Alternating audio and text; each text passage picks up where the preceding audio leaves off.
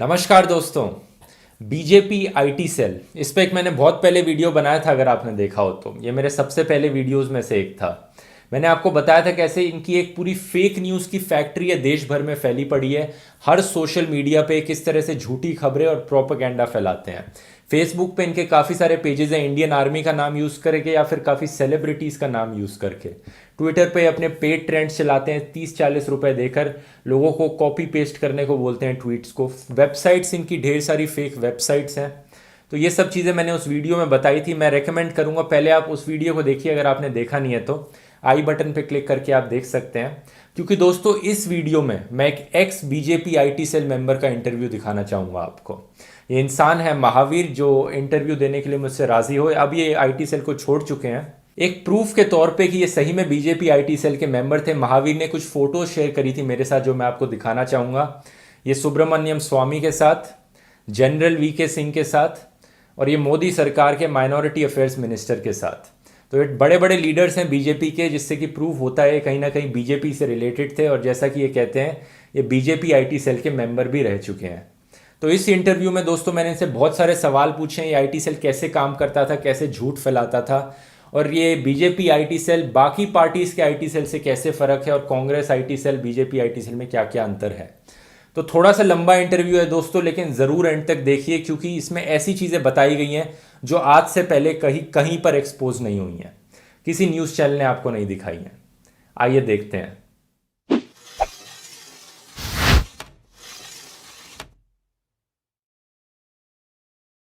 नमस्कार महावीर। तो नमस्कार जी दुरो भाई। पहले मैं पूछना चाहूंगा आपसे, आप बीजेपी आईटी सेल में रहे थे, कब से कब तक रहे हम्म। थे आप बीजेपी आईटी सेल में? मैं 2013 से ही था। वैसे 2012 में आईटी सेल का गठन हुआ था, जिस टाइम पे गडकरी जी अध्यक्ष थे उस टाइम पे ही मैं ज्वाइन कर लिया था। अच्छा, और कब तक रहे थे? 2015 तक। 2012 से 15 तक, 3 साल तक उसमें नौकरी करी। हम्म। तो ज्वाइन क्यों किया सबसे पहले? ज्वाइन तो वैसे ही वहाँ पे उन लोगों ने चुन लिया था, जैसे आलोक सोलंकी जी थे वहाँ पे, उन्होंने मुझे लगाया था। किस कुछ मतलब टैलेंट आप? कुछ टैलेंट सोशल मीडिया का कुछ टैलेंट देख के। अच्छा, वो चुन चुन के उन्होंने आपको चुना, आपने उनको नहीं वहां पे नहीं, अप्लाई? मैंने नहीं चुना, उन्होंने मुझे चुना। वो चुनते ही है, वो नजर रखते हैं सब जगह। जितने भी वहाँ लोग हैं वो चुने चुने हुए लोग हैं, खुद खुद चुनते हैं। अच्छा, पर कितने लोग काम करते हैं मतलब इस आईटी सेल में? कोई कल्पना नहीं है। 20,000 लोग होंगे सारे स्टेट के मिला के। जिलेवार तहसीलवार सब जगह कर रखी है ना इन्होंने सेट। बड़ी बड़ी कंपनियां भी कर रखी है। अच्छा, पीआर कंपनियां होती है वो भी। लेकिन कुछ एक टॉप की टीम होगी आईटी सेल की, कंपनीज तो बाकी की होती हैं, कुछ इनकी कोर टीम होगी। आप किस ब्रांच में, आपकी पोजीशन क्या थी आईटी सेल में? मेरी पोजीशन जैसे आम मजदूर की होती है वैसे ही थी। मतलब टॉप इसमें इसमें टॉप 150 लोग होते हैं, वो लोग टॉप होते हैं। अच्छा। सुपर 150। आप गूगल पे सर्च कर लीजिएगा बीजेपी आईटी से सुपर 150, उनकी पूरी डिटेल आ जाएगी कौन कौन लोग हैं। अच्छा, तो आप सुपर 150 का पार्ट थे इनके? हाँ, सुपर 150 का पार्ट नहीं, सुपर 150 के बाद में 51वें नंबर पे मैं ही था। 151वें नंबर पे। अच्छा और तो पीछे 50 लोग और भी होते, पीछे 50 लोग और भी होते थे। अच्छा, सुपर 150 के बाद 50 लोग और थे, तो आप उनमें से एक जिसमें थे। मैं भी था। हाँ, उनमें से एक था 50 में से, जिनमें मेरे कई दोस्त अब भी वहाँ लगे हुए हैं। हालांकि 5-7 लोगों ने हमने छोड़ दी। मेरी मेरी पोजीशन पे 50 लोग थे, और उनकी पोजीशन पे वो सुपर 150 लोग थे, जिसमें ये अंकित कुमार गुप्त, अंकित पांडे हुआ, विकास पांडे हुआ, हम्म। एक सुब्रमण्य जी है वो हुआ। ऐसे बहुत सारे लोग हैं। सुपर 150 वो लोग हैं जिनको पीएम से मिलने का मौका मिलता है। आप 2015 की एक न्यूज़ देखेंगे, क्विंट ने छापी है, Twitter trolls among super 150 invited by PM Modi. 2015 की न्यूज़ है। तो 150 सोशल मीडिया इन्फ्लुएंसर्स, ये जो कह रहे हैं बीजेपी आईटी सेल के लोग हैं, इनको exclusive invite only no selfie allowed event organize करवाया गया था as a part of digital India initiative. यहाँ पे आप देखेंगे इन सुपर 150 की टीम में कौन कौन आता है। तेजिंदर बग्गा आता है। तो अब इसमें खास बात देखिए कि ये जितने भी लोग ने फोटो खिंचाई, यहाँ पे बैकग्राउंड सेम होगा सबका, और सब सेम जगह पे खड़े होकर फोटो खिंचाएंगे, सारे 150 के 150 लोग। नीचे इस अंकित जैन के नाम के आदमी ने एक फोटो खिंचाई, सेम जगह पे बैकग्राउंड देख सकते हैं, सेम है। क्विंट का आर्टिकल तो ये पॉइंट आउट कर रहा है कैसे ये 150 लोग में से भी गाली देने वाले ट्रोल्स बहुत हैं।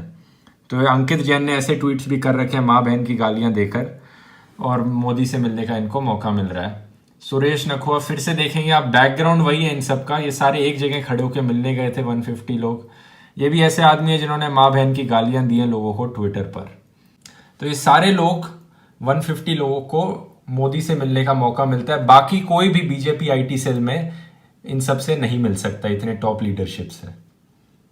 तो आपका काम क्या था वहां पे, आप 50 लोगों का? मेरा मेरा काम फेसबुक पे ज्यादा से ज्यादा मतलब ट्रोलिंग करना होता था। किसी को भी परेशान कर दो, अगर बीजेपी के खिलाफ कुछ भी लिख रहा है तो उसको भगा दो, या फिर रिपोर्टिंग करवा के बंद करवा दो। ये काम 50 लोगों को देना, सेम ही काम दे रखा था 50 लोगों को, सबका यही हाँ, काम? 50 लोगों को सेम काम दे रखा था। जब 50 से नहीं निपटते थे ना, तो वो आगे ईमेल करके और लोगों को बोल देते थे। इंडिया भर के लोग है ना सारे, जिनको अच्छा, एक साथ ईमेल फॉरवर्ड होता है कि इस टॉपिक पे काम करना है, इस विषय पे एक साथ में ईमेल वहां से फॉरवर्ड होता है।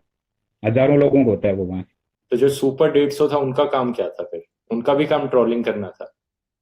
हाँ, उनका काम ट्रोलिंग करना था। मेन कंटेंट वो क्या करते थे सुपर 150?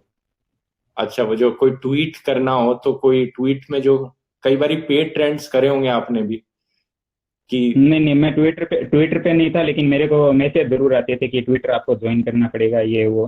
ट्विटर का मेरे को समझ में नहीं आता था, इसलिए मैं वहाँ ट्विटर पे नहीं जुड़ा था। लेकिन ट्विटर पे जितने ट्वीट करने होते हैं ना, तो 50 ट्वीट की लिस्ट बना के भेज देते हैं। 50 ट्वीट, एक विषय पे 50 ट्वीट बना दिए कि एक साथ में 2000 लोगों को भेज दिया कि हाँ, इतनी बजकर इतनी मिनट पे आपको ये पोस्ट करना है सारे ट्वीट। बिल्कुल, यही अपनी मर्जी से 50 ट्वीट में से अपनी मर्जी से कोई भी ट्वीट चुन सकता है। 10-12 एक साथ में 5-5 ट्वीट मार देते थे, तो वो मतलब एक साथ में अगर 2000 ट्वीट एक ही समय पे होता है, तो वो अपने आप ट्रेंडिंग में आ जाता है।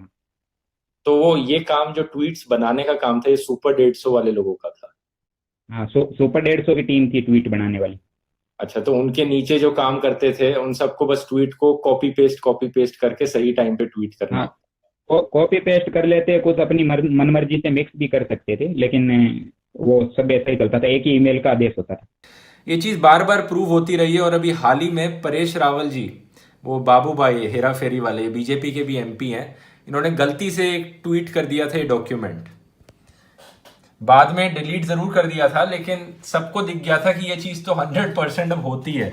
उस दिन का 27 फरवरी को झूठी कांग्रेस ट्रेंड अलर्ट चलाया था, इसमें सैंपल ट्वीट्स लिखे थे इस डॉक्यूमेंट में, और जाहिर सी बात है बाद में ये झूठी कांग्रेस ट्विटर ट्रेंड चलता रहा था।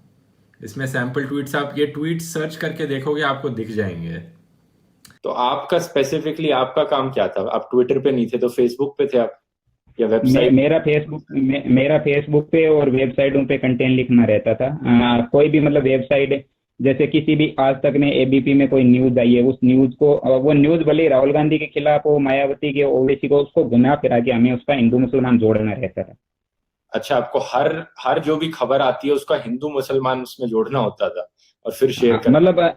मतलब कोई किसी का झगड़ा भी हो गया, जैसा मेरा आपसे किसी लापापती हो गया कहीं, तो भी उसको मैं जानबूझकर मैं अपने आप को दलित बना लूंगा, या फिर अपने आप को हिंदू बना लूंगा या मुसलमान बना लूंगा, उस टाइप की खबर बना देती है उसको।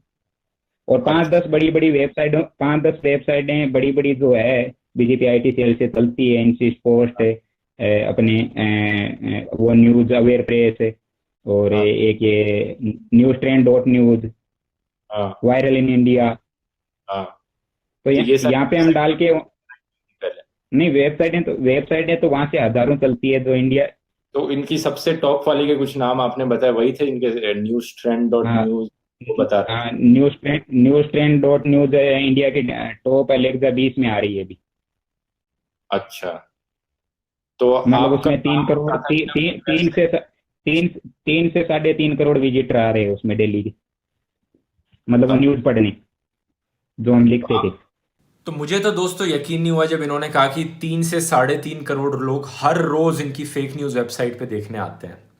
मैंने खुद सर्च किया एलेक्सा पे, अमेजोन का टॉप 20 वेबसाइट्स कौन सी होती हैं, और आप भी देख के हैरान हो जाएंगे इस चीज़ को। ये देखिए,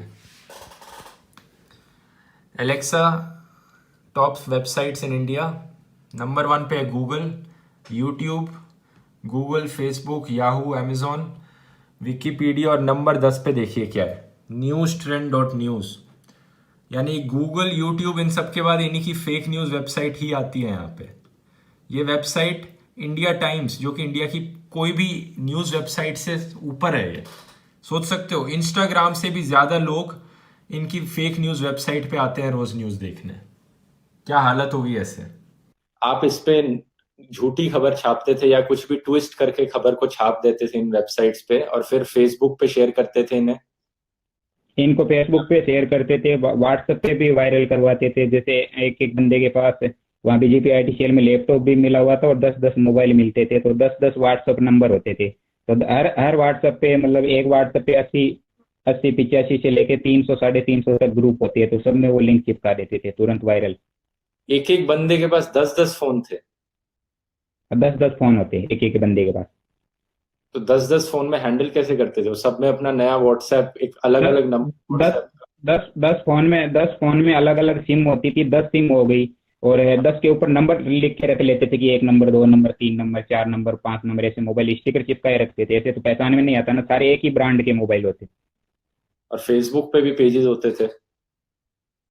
फेसबुक पे पेज है तो फेसबुक तो पूरी बीजेपी की है ना। आप फेसबुक पे तो कुछ भी नहीं कर सकते आप बीजेपी के खिलाफ में कैंपेनिंग, आपको 2019 में पता चल जाएगा। क्या मतलब है आपका। बीजेपी का फेसबुक पे इतना कब्जा है कि बीजेपी चाहे तो पूरे देश में 1 घंटे के अंदर पूरा सांप्रदायिक माहौल बिगाड़ सकती। अच्छा, ऐसा क्यों। जितने जितने मार्क जुबरवर्ग के पेज बने हुए हैं, खुद का जितने फेसबुक की जितने अकाउंट बने हुए हैं उनके लगभग उनको उनको छोड़ के 90% तो बीजेपी के फॉलोअर है, किसी भी तरह से अलग अलग नाम से पेजों से। हिंदू से हिंदुओं के नाम बना लिए पेज, मुसलमानों के नाम बना लिए, किसी भी महापुरुष के नाम का पेज नहीं छोड़ा। आर्मी के नाम के लगभग 500-600 पेज चल रहे हैं इंडियन आर्मी के नाम से। हम्म। जबकि इंडियन आर्मी का ऑफिशियल वेरीफाइड पेज है, उस पे कम लाइक है, और इनके जो नकली पेज बने हैं उन पे ज्यादा लाइक है। एक पेज पे 20 लाख लाइक, एक पेज पे 25 लाख लाइक। तो ये और इंडियन आर्मी का पेज, प्रोपेगेंडा फैलाने के लिए इस्तेमाल करते हैं इंडियन आर्मी के नाम। हाँ, इंडियन आर्मी के नाम को यूज करते हैं, बाकी हिंदू नाम सबसे ज्यादा यूज करते हैं। तो कौन कौन से ऐसे पेजेस हैं जो इंडियन आर्मी का नाम यूज़ करते हैं और झूठी खबरें और प्रोपेगेंडा फैलाते हैं। तो मैंने महावीर को बोला कुछ फ़ोटोज़ दिखाना मुझे इन पेजेस की एग्जाम्पल के तौर पे। और ये फ़ोटोज़ अब मैं आपको दिखाना चाहूँगा यहाँ पे। ये देखिए, ये इन पेजेस के नाम है। I am with Indian army, 6 lakh like हैं इसके। इंडियन आर्मी फ़ैन क्लब, इसके भी 6 लाख लाइक हैं। यहाँ पे India supports Indian army, Indian army fans, इस वाले के 21 लाख लाइक हैं। Indian army service before self, India support Indian army, Indian army भारतीय खबर, इन सब के आप लाइक्स देखोगे, इस वाले के 20 लाख लाइक हैं, 2 मिलियन लाइक्स हैं। अनऑफिशियल इंडियन आर्मी, इतने सारे पेजेस बना रखे हैं ये। महावीर ने सारे पेजेस की फोटोज मुझे खींच के दी और इन्होंने कहा ये तो कुछ पेजेस हैं, ऐसे ऐसे ढेर सारे और पेजेस भी हैं।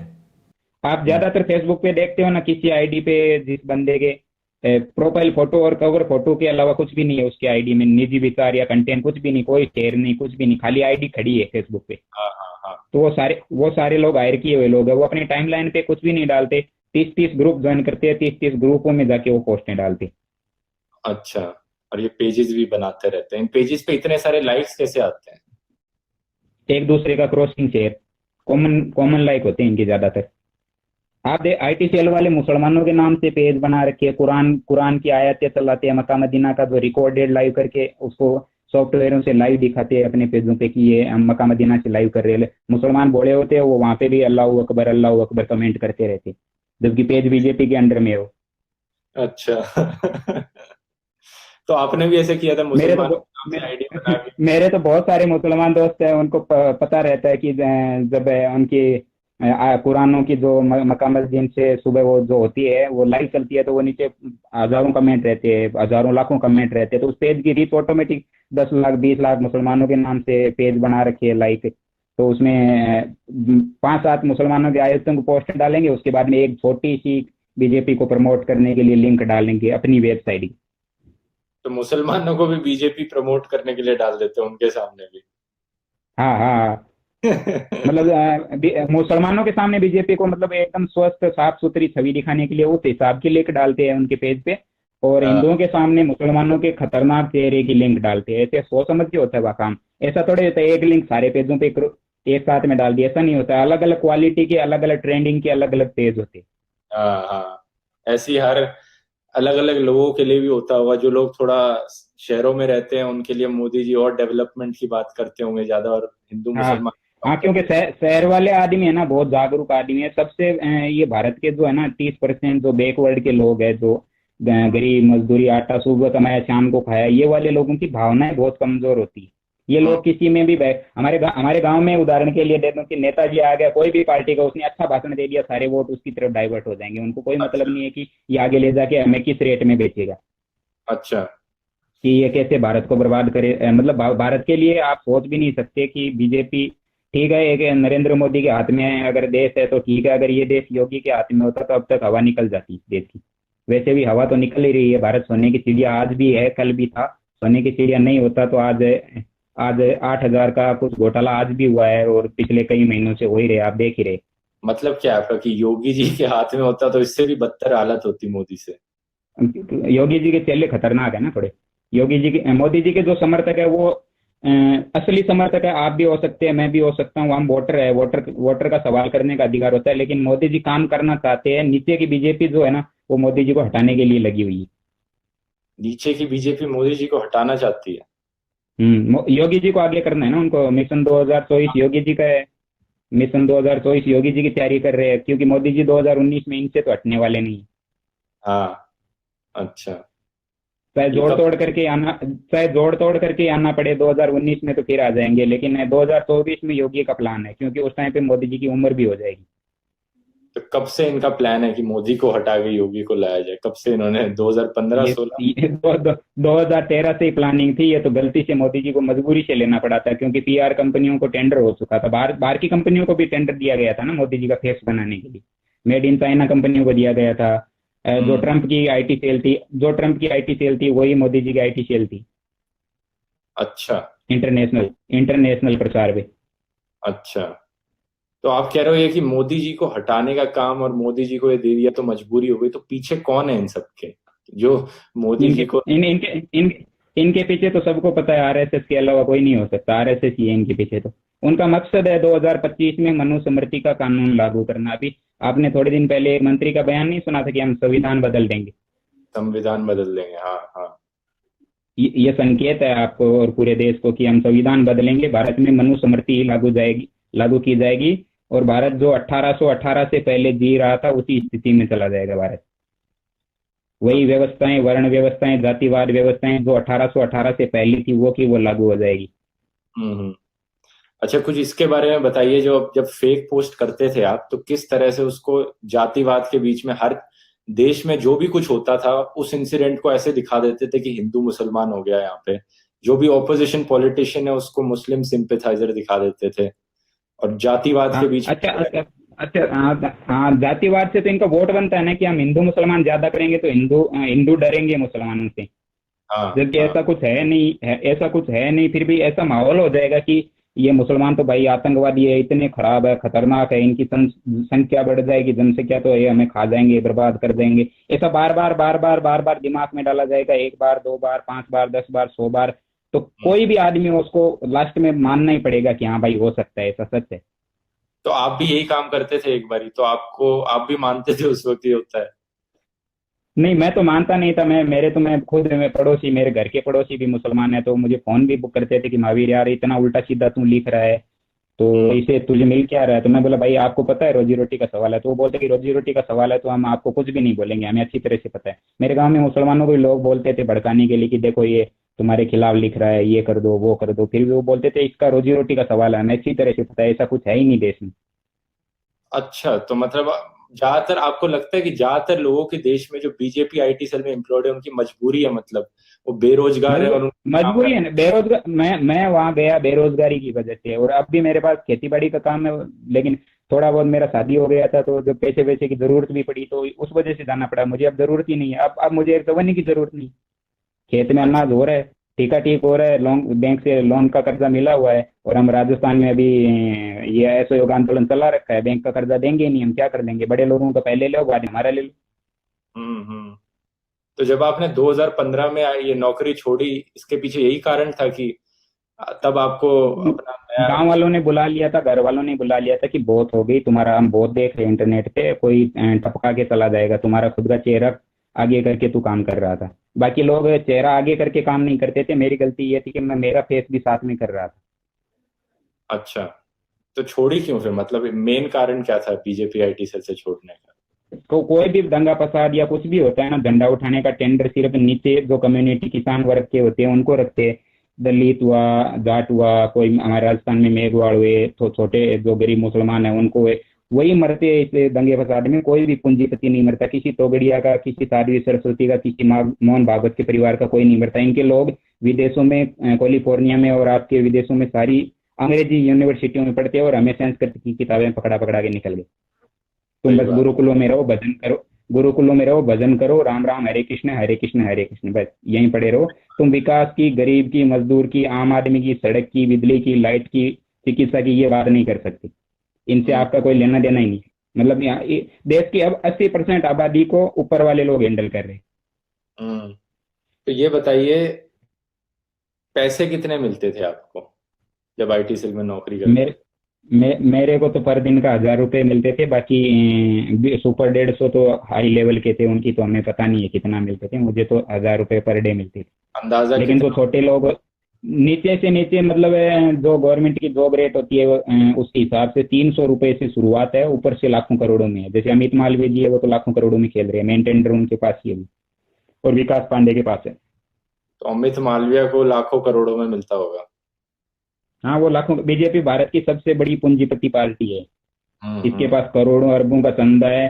सारे कत्ल खानों का सबसे ज्यादा पेमेंट इसके पास आता है। सारे जितने इलीगल काम होते हैं सब सब इनको चंदा देते हैं बाहर से।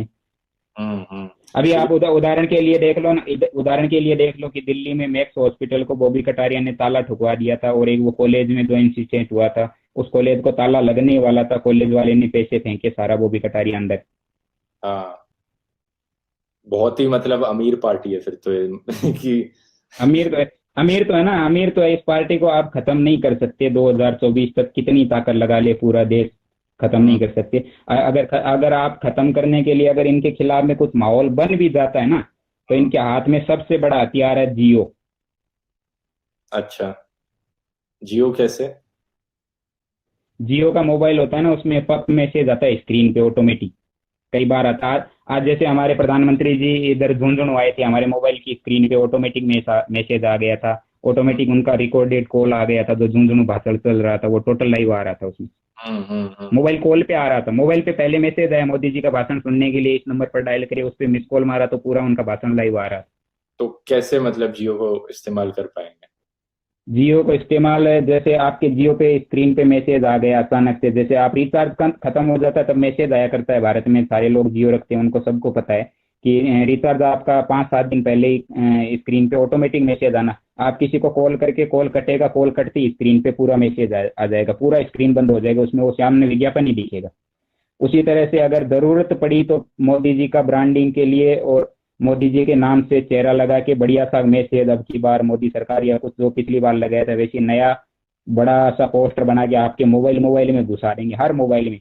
आप जितनी बार किसी को कॉल करोगे उतनी बार आपकी स्क्रीन पे मोबाइल पे मोदी दिखेंगे। लोग भी तंग हो आप कहाँ जाते कहाँ से हटा, तो लोग तंग नहीं हो जाएंगे। आप है ना, जिस झूठ को 100 बार बोला जाता है ना, जिस झूठ को बार बार बोला जाता है वो झूठ नहीं हो जाता, बाद में वो सच बन ही जाता है। सही बात है। अच्छा, ये बताओ कि बीजेपी आईटी सेल और बाकी पार्टीज के आईटी सेल में क्या फर्क है? कोई फर्क है या नहीं है इनमें? BJP Congress IT. और बीजेपी में, कांग्रेस बीजेपी में तो कोई फर्क मत समझना आप। कांग्रेस बीजेपी में ऐसा होता है कि कांग्रेस के आईटी सेल से कोई बंदा नाराज होता है तो बीजेपी आईटी सेल में चला जाता है। आसपास में ये 14 अशोका रोड, 11 अशोका रोड और 14 अकबर रोड में कोई फर्क नहीं है, एक आमने सामने की डर है। कांग्रेस आईटी सेल मुसलमानों को डरा के वोट ले लेती है कि तुम्हें हिंदू खत्म कर देंगे, हमें ले लो, और दलितों को भी डरा देती है कि तुम्हें ये ऊपर की लोबियां राजपूत ब्राह्मण जाट खत्म कर देंगे, ऐसे डराते हैं उन लोगों को। अच्छा, पर एक ज्यादा हाँ, नफरत फैलाता है दूसरे से, ऐसा है क्या?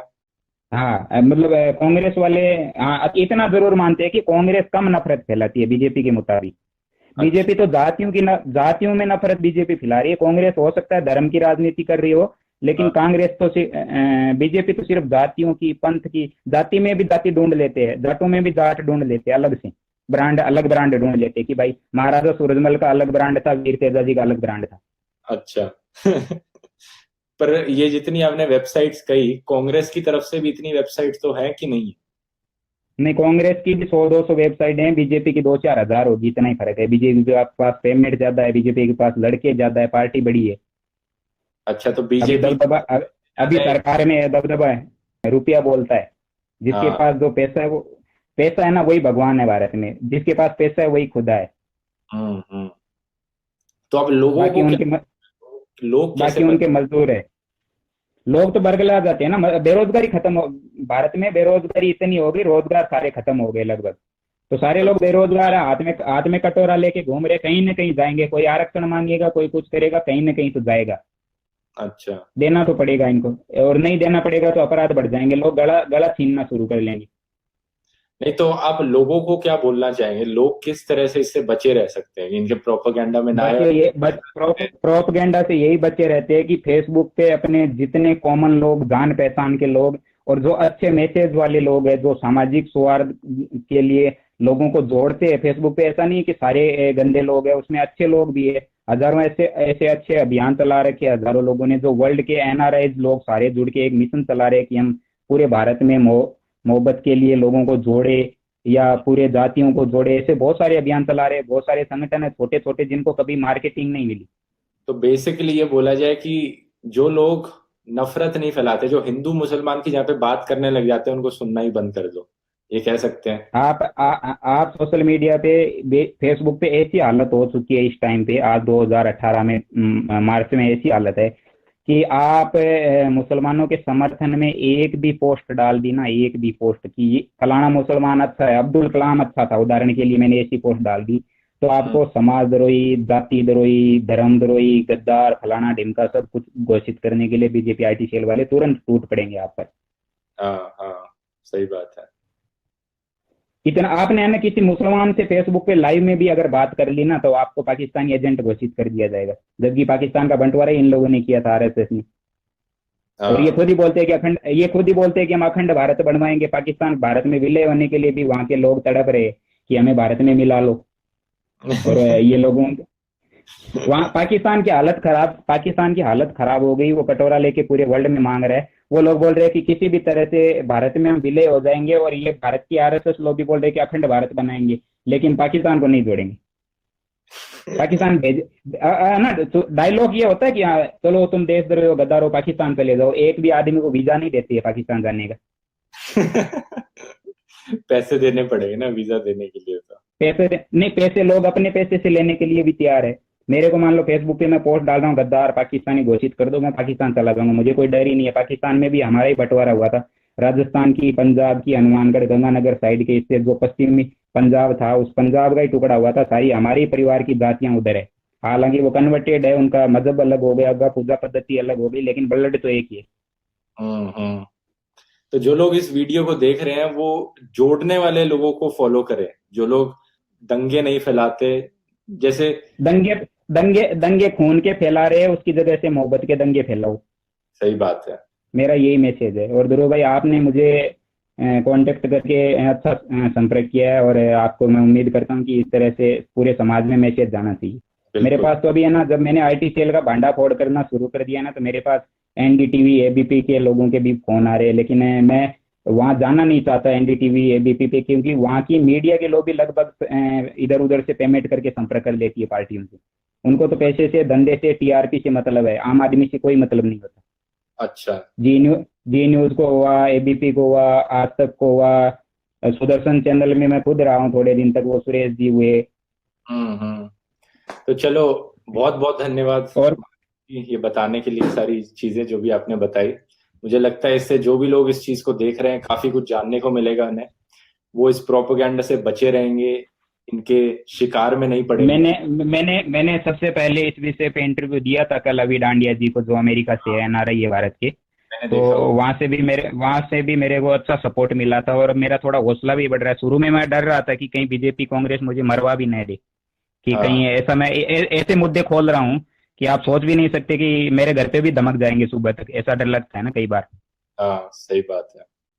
लेकिन अब इतने लोग आपको पब्लिसाइज कर रहे हैं, अगर वो ऐसा करने की हिम्मत भी नहीं करेंगे मुझे तो लगता है। नहीं, हिम्मत का तो आप छोड़ दीजिए, श्यामा प्रसाद मुखर्जी जैसे लोगों को और वो पीछे गोपीनाथ मुंडे जैसे लोगों को ठिकाने लगा सकती है, तो मैं कौन सी बड़ी चीज हूँ। फिर भी चलिए, बहुत बहुत धन्यवाद जुड़ने के लिए।